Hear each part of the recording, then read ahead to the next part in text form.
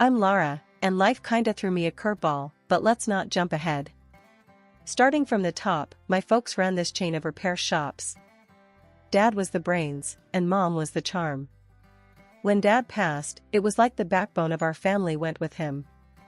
Mom decided to sell off the business, saying it was time to cash in and live a little. Can't blame her, really. She kept the big house, some cash for her golden years, and then dropped a bomb on me and Ava, my sister. We were each getting a cool $100,000. Ava, she's always been the wild one, eyes bigger than her stomach, dreams bigger than her wallet. Me? I was planning to stash half of that cash away, maybe start a small business, and have a decent wedding with Mark. Mark and I have been an item since college, the steady rock to my sometimes crazy waves. Then there was this one night, dinner at Mom's, the big house feeling emptier without Dad. That's when Ava, out of the blue, pitches this idea of going into business together. Lara, think about it, we could be unbeatable, Ava said, her eyes sparkling with that usual mix of excitement and madness. I shook my head, pushing my peas around the plate. Ava, you know I've got plans with Mark. We've talked about this. Mark, sitting beside me, nudged my arm. Babe, maybe it's not a bad idea. Ava's got a point. You two together could really make something happen.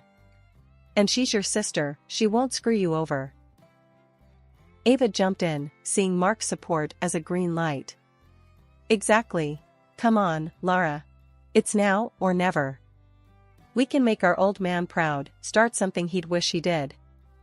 I looked between them, feeling like I was being cornered. But it was that look in Ava's eyes, damn it, that made me cave. It reminded me of when we were kids, plotting some mischief. Alright, but we do this by the book. No funny business, Ava. Scout's honor. She laughed, clearly never a scout in her life. A few days later, Ava comes around with these papers, all official looking, talking about some investment fund I'd never heard of. She's all giddy, saying we're about to hit the jackpot with the interest this fund's gonna pay out. Hold up, what? I thought we were talking about a physical business. A cafe or something, I said, flipping through the documents, not understanding half of it. Change of plans, Lara. This is way better. Trust me, we're gonna be rolling in it, Ava assured, her excitement not quite infectious this time. I felt my stomach twist. Ava, this isn't what we agreed on. I didn't say yes to gambling our money away on some fund. We don't even know who's behind it. Ava waved off my concerns like swatting a fly. Chill, sis. It's all legit. You'll thank me when we're sipping mojitos on our private beach. The days after Ava's bombshell about the investment were a blur. I felt like I was walking through a fog, each step heavier than the last. The shock of her unilateral decision to throw our money into some shady fund was slowly morphing into a cold, hard anger. I cornered her one evening at Mom's place, where we'd often meet up for dinner. The house still had that cozy, lived-in feel, but Dad's absence hung over us like a silent specter. Ava, we need to talk about this fun thing, I said, my voice steady but with an edge sharp enough to cut. What were you thinking? Ava rolled her eyes, her defense already up. Oh, come on, Lara. Don't start with me. It's done, okay? We're going to make bank. Just relax. Relax? I shot back, my calm facade cracking. You took our money, my money, and dumped it into something I didn't agree to. How am I supposed to just relax? Mark tried to step in, always the peacemaker. Ladies, maybe we should just sit down and talk this through. Stay out of this, Mark. I snapped, my frustration boiling over. This was between me and Ava, and I wasn't about to let him soften the blow. Ava leaned back, her arms crossed. Look, Lara, it's done. What do you want me to say? That I'm sorry? Fine, I'm sorry. But you're blowing this way out of proportion. It's an investment, not the end of the world. I could feel the vein in my forehead throbbing. Not the end of the world? That was my wedding money, Ava. Our father's legacy. And you gambled it away like it was nothing. It's not gambling if it's a sure thing, she countered, but even she didn't seem convinced by her own words. Mom walked in then, sensing the tension. What's all this yelling about? Ava and I turned to her, our battle lines drawn. I explained the situation, trying to keep my voice level, but the betrayal I felt was hard to mask. Mom listened, her expression growing more troubled with each word. When I finished, she sighed, a deep, weary sound. Ava, is this true? Ava shrugged, a defensive smirk playing on her lips. Yeah, so what? It's going to pay off, you'll see. Mom turned to me, her eyes soft with sympathy. Lara, honey, I know you're upset, but let's not make a bigger mess. No police, please. We're a family. We can sort this out. I felt like screaming, running, anything to break free from the insanity of the situation. But looking at Mom, seeing the plea in her eyes, I deflated. Fine, Mom. For you. But this? This isn't over. The ride home with Mark was silent, a thick, uncomfortable silence. He finally spoke up as we neared our apartment. Lara, maybe it's not as bad as it seems. Ava's made mistakes, sure, but she's your sister.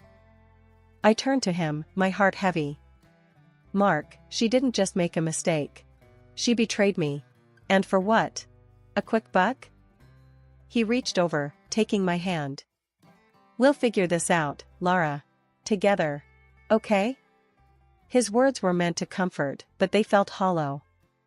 The air felt heavy, like before a storm, when Ava dropped the next bombshell that turned my world upside down, again. It was at one of our family dinners, supposed to be a regular thing, but nothing felt regular anymore. Ava waltzed in hand with Mark, my Mark. My jaw must have hit the floor because the room went silent, the kind of silence that screams. Guess what, everyone? Ava announced, her voice too cheery. Mark and I are getting married. I blinked, thinking maybe I misheard, that this was some twisted joke. But no, there they were, grinning like two cats who'd got the cream. Married? I finally managed, my voice a mix of shock and disbelief. Mark, what is this? Mark wouldn't meet my eyes, his usual steady gaze darting around the room. Lara, it's complicated. I'm sorry, I didn't know how to. Complicated? I interrupted, feeling the anger boiling up from my toes. You call this complicated? Mom tried to step in, always the peacemaker. Let's all just calm down and talk this through. Talk this through? I snapped, all my hurt spilling out. How do you talk through betrayal?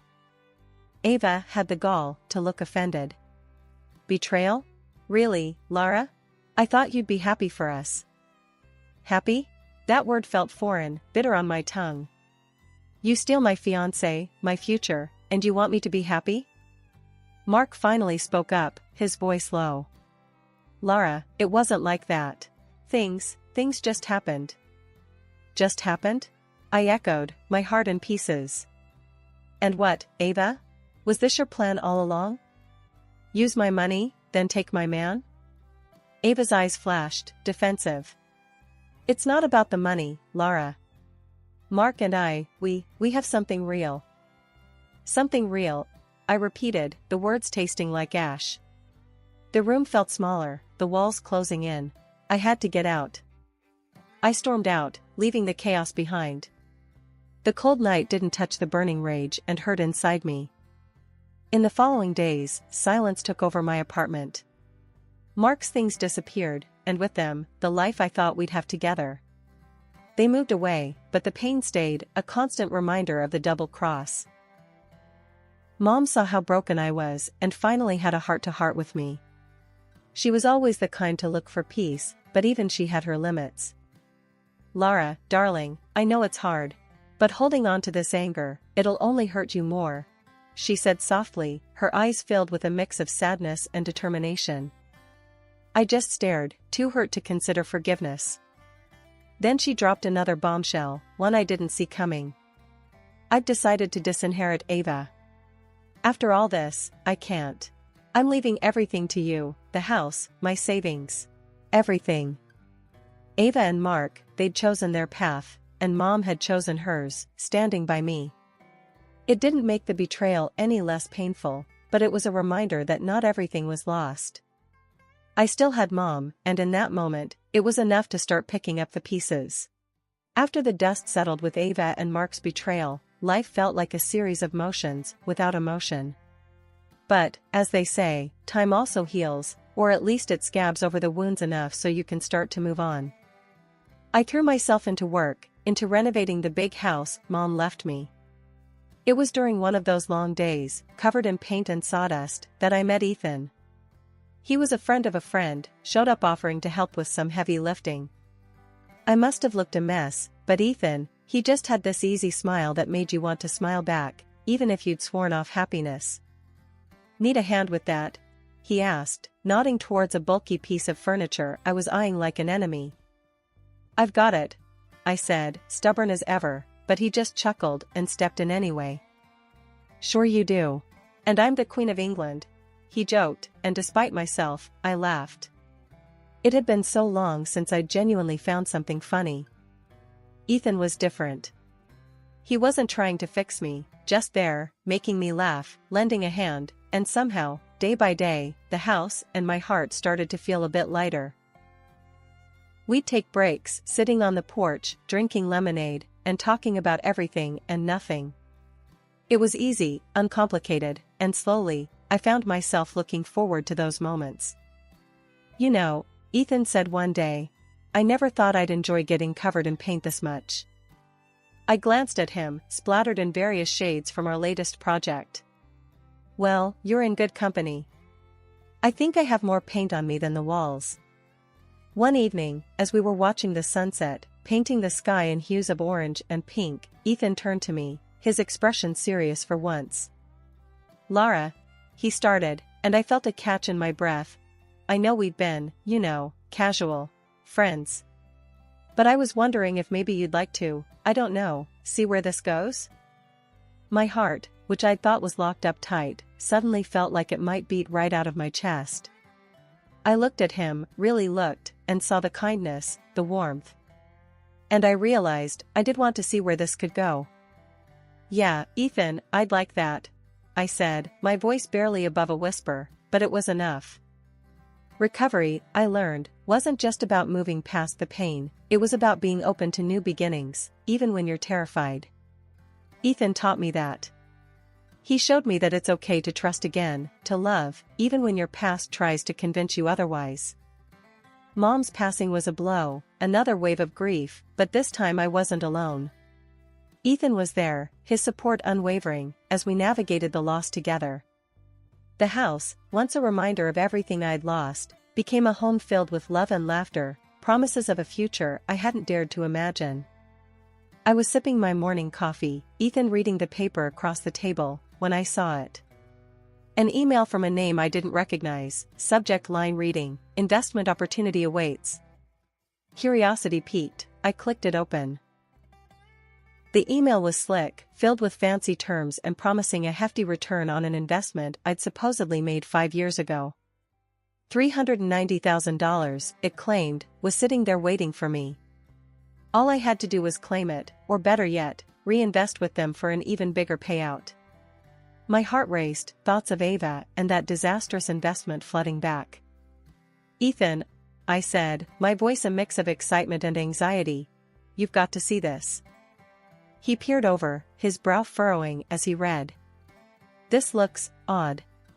Do you remember investing in something like this?" Shaking my head, I replied, "It's got to be that thing Ava dragged me into. But we never heard anything back. I thought the money was gone for good." Ethan's face was a study in skepticism. "I don't know, Lara. This smells fishy. Have you heard from Ava?" "Not a word," I said, the mere mention of her name souring my mood. After everything, I doubt she'd be the one reaching out, especially like this. Ethan stood, pacing the kitchen. "We should be careful. This could be a scam. You said you never got any paperwork or saw any returns, right?" "Right," I confirmed, the initial excitement waning under his logical scrutiny. "What do you suggest?" Let me do some digging, Ethan proposed, always the problem solver. I've got a buddy who works in finance, he can look into this company, see if they're legit. Ethan spent the next few days on the phone, sending emails, and meeting with his finance friend. I tried not to hover, but the waiting was agony. Finally, he came home with news. So, my friend did some digging. This company? Barely exists on paper. And the investment fund? No record of it actually making any payouts. It's a ghost, Lara, Ethan explained, a hint of anger in his tone. I felt a mix of disappointment and relief. So, it's a scam. Looks like it. But there's something else, Ethan added, hesitating. My friend said these types of scams usually target people based on specific info. They knew exactly how to bait you, Lara. It's possible someone gave them your name, someone who knew about the investment. The implication hung in the air, heavy and unsaid. Ava. But why? And why now? I pondered, the question swirling in my mind. And then I realized everything. She found out about my savings, inherited from our mother. The weeks after Ethan decided to bring in a private detective were the longest of my life. Every day was like sitting on a bed of nails, waiting for any news that could explain the bizarre email and maybe shine a light on what Ava and Mark were up to. When we finally got the call to come in and discuss the findings, my stomach was in knots. The detective's office was one of those nondescript places, blending into the cityscape, easy to miss if you weren't looking for it. Ethan squeezed my hand as we sat down across from the detective, a guy named Dan who looked like he'd seen it all twice over and then some. He had this calm way about him, but his eyes missed nothing. So, Dan started, flipping open a folder. Your sister and her husband have been busy. I braced myself, expecting bad news, but not ready for the depth of it. They've been moving from state to state, leaving a trail of fraud scandals behind them. It's quite the rap sheet, Dan continued, his voice steady. My heart sank. Ava, involved in fraud? It was hard to wrap my head around. And Mark? The guy I thought I knew? It felt like a punch to the gut. Dan didn't pause, laying out the rest like cards on the table. Right now, they're here, in your city. Your sister is posing as the owner of a large investment fund, drawing people in to invest in big projects. Ethan's grip on my hand tightened. But it's all a front? He asked, his voice hard. Exactly, Dan confirmed. She rented an office in a high-end business center, but it's all for show. Plans to collect as much as she can and then skip the country. They've already got visas and plane tickets. The room spun a little. Ava and Mark, planning to scam people out of their hard-earned money and then just flee? How could they have sunk so low? Ethan was the first to break the silence. Can we stop them? There's got to be a way to prevent this. Dan nodded, his expression serious. It's possible, but we'll need to act fast. Gather more evidence, maybe catch them in the act. It's risky, but it might be the only way to bring them down. I felt a mix of fear and determination. Ava was my sister, but the person Dan described? That was a stranger to me. And Mark? He was as good as a stranger now, too. We'll do it, I said, surprising even myself with the firmness in my voice. Whatever it takes. We can't let them hurt anyone else. D-Day felt like jumping off a cliff with nothing but hope that the water below wasn't too shallow. Ethan and I had laid all our cards on the table for the police, but Officer Daniel's plan still had me reeling. Undercover? Me? It sounded insane, yet here I was, strapped with a mic and a heart hammering so loud I was sure it could be heard across the room. The office of Ava's so-called investment company was a high-end affair, sleek and buzzing with activity. Walking in, I felt every eye on me, though most were probably just curious or too wrapped up in their own business to care. I approached a counter where a lady with a rehearsed smile greeted me. Welcome. How can we help you invest your future with us today? I cleared my throat, trying to sound confident. I'm here to look into investment opportunities. I've heard good things. I lied, feeling the weight of the hidden mic against my skin. Oh, wonderful. Let me show you our portfolio. We've seen remarkable returns this year, she chirped, sliding over glossy brochures filled with graphs that probably meant nothing. Nodding along, I played my part, signing up for a callback and expressing interest in attending their charity dinner. I'm considering a significant investment. I'll be more prepared to discuss this at the dinner, I said, laying the groundwork for the sting. The night of the charity dinner arrived, and Ethan and I blended into the sea of suits and sequins. Ava was there, radiant, making her rounds with Mark, my ex-fiancé, at her side. Her pregnant belly stood out thanks to the tight dress. Midway through the evening, amidst applause and self-congratulatory speeches, Ava took to the stage. She was a master at this game, weaving tales of success and prosperity. Then, her eyes found me in the crowd. And here, we have a living testament to our fund's success. My sister, everyone. She's seen incredible returns on her investments with us. The room's attention shifted to me, a collective expectation hanging in the air. I took the stage, my legs somehow carrying me to face the crowd. Thank you, Ava. I began, my voice steady thanks to countless rehearsals in front of Ethan. But, I'm afraid there's been a misunderstanding. I paused, letting the tension build. 5 years ago, I learned a hard lesson about trust and deceit, courtesy of my sister and her partner. Whispers rippled through the room as I continued. They're not the financial geniuses they claim to be. They're con artists, and this fund is their latest scam. The silence was deafening. Then, chaos erupted as police officers entered, moving through the crowd with purpose. Ava's shock quickly turned to fury. You little snake, how could you? She spat, making a break for it, only to fall spectacularly, the prosthetic belly revealing its true nature as it slid awkwardly to the side. The crowd gasped, the spell finally broken. As Ava and Mark were taken into custody, the room buzzed with the realization of the truth. Ethan wrapped an arm around me, whispering, You did good, love. Really good.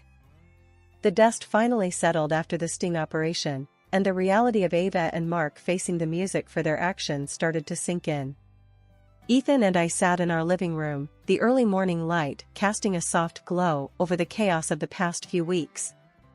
Ethan broke the silence, his voice a mix of exhaustion and relief. You know, I never doubted we'd pull through, but seeing it all go down was something else. I leaned against him, feeling the weight of everything that had happened. I know. It's like waking up from a bad dream, except it all actually happened. He kissed the top of my head, a gesture of comfort and solidarity. What matters is it's over. Ava and Mark will get what they deserve, and we can start to move on. The thought of moving on was daunting yet necessary. It's going to be strange, not having this looming over us. What do we do now? Ethan grinned, that mischievous twinkle in his eye I'd come to love. Well, for starters, we could take that vacation we've been talking about for ages. Get away from it all, just the two of us. I couldn't help but smile back. The idea of getting away, even for a little while, sounded like heaven. I think I'd like that. A lot. Our conversation was interrupted by a knock on the door. It was Officer Daniels, looking less like the stern policeman and more like a friend who'd been through the trenches with us. Got a minute? He asked, stepping inside. I thought you'd like to know, Ava and Mark's trial is set. With the evidence and your testimony, the DA's confident they'll be put away for a long time. The news brought a mix of emotions, but mainly a deep sense of closure. Thank you, Officer Daniels. For everything, I said, feeling a chapter of my life closing for good. He nodded, understanding the weight of his words. Just doing my job. You two take care of each other, all right? In the weeks that followed, Ava and Mark's trial came and went. They were convicted, their future now a stark contrast to the freedom they once took for granted. It was a bittersweet victory. Ava was still my sister, but the path she chose was hers alone. Ethan and I did take that vacation, finding solace in the quiet moments away from the world's noise. We talked about the future, about hope and healing, about building a life on the foundation of trust and love. The adventure we'd been through tested us in ways I never imagined, but it also showed me the strength we have together. Life's unpredictable, filled with challenges and unexpected turns, but facing them with Ethan by my side makes all the difference.